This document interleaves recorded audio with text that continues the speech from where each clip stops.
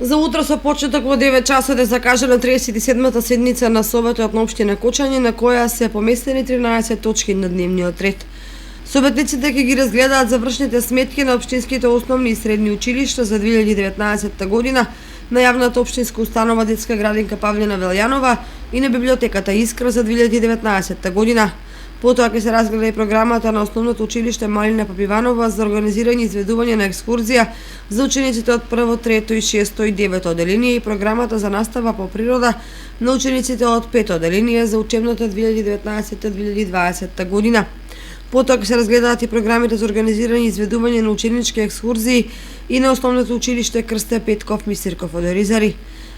Ќе биде разгледан извештајот за работењето на комуналното јавно претпријатие Водовод за период од 1.1.2019 до 31.12.2019 година.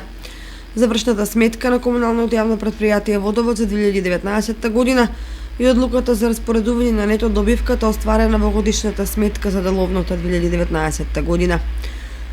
Ќе биде разгледан извештајот за реализација на програмата за уредување на градежно земјиште на општина Виница за 2019 година, извештајот за реализација на програмата за работа во областта на располагање со градежно земјиште во собственост на Република Македонија на подрачјето на општина Кочани за 2019 година,